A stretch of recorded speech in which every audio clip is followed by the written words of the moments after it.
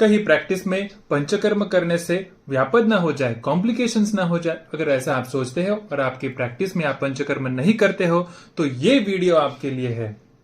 बहुत सारे वैद्य अपने पेशेंट्स के लिए पंचकर्म तो करना चाहते हैं, लेकिन कॉम्प्लिकेशंस या व्यापद के भय से वो पंचकर्म का अपनी प्रैक्टिस में उपयोग ही नहीं करते हैं। या फिर कुछ ऐसे भी वैद्य होते हैं या फिर कोई ऐसे भी चिकित्सक होते हैं जो पंचकर्म करते हैं लेकिन वमन, विरेचन, प्रॉपर तरीके से बस्ती, नस्य ये ना करते हुए बस ऊपरी कोई चिकित्सा जैसे स्नेहन है, स्वेदन है, शिरोधारा है, यही सारे रिलैक्सेशन वाले चिकित्सा करते रहते हैं और इन्हीं को पंचकर्म का नाम देते रहते हैं। लेकिन अगर हम प्रॉपर तरीके से पंचकर्म करना चाहते हैं तो उसके लिए क्या सोल्यूशन है? तो आप निश्चिंत हो जाइए।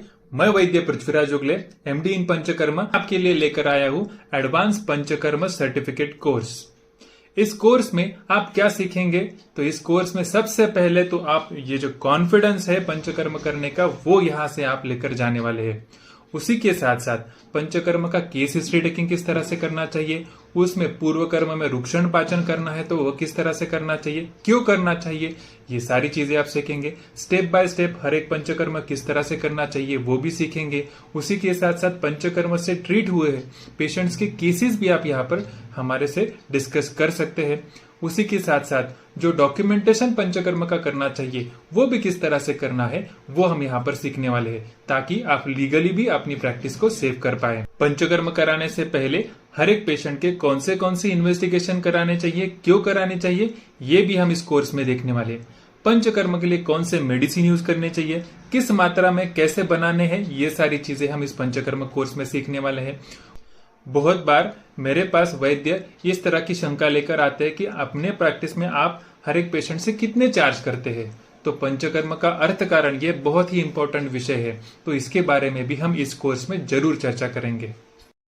पंचकर्म से हम most common diseases which we encounter during our day to day OPD, उसके बारे में भी हम, उसके प्रोटोकॉल्स के बारे में भी हम इस कोर्स में जरूर चर्चा करेंगे। उसके बाद पंचकर्म का मार्केटिंग किस तरह से करना चाहिए, यानी इथिकल और ऑथेंटिक वे से हमारे पास पंचकर्म के पेशेंट्स हम किस तरह से बढ़ा सकते हैं, ये बारे में भी हम जरूर सीखने वाले। सिर्फ सीखेंगे नहीं तो पंचकर्म करेंगे और उसको बढ़ाएंगे भी और हमारी प्रैक्टिस को और रिजल्ट को भी एनहांस करेंगे। हर एक लेक्चर के बाद क्वेश्चन आंसर सेशन भी रहेगा जिसमें आपकी सारी शंकाओं का हम यहाँ पर समाधान करने वाले हैं।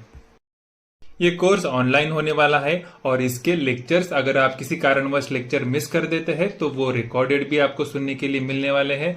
तो ऑनलाइन कोर्स है तो आप घर बैठे बैठे पंचकर्म सीख सकते हैं। तो आज ही अपना एडमिशन जरूर लीजिए।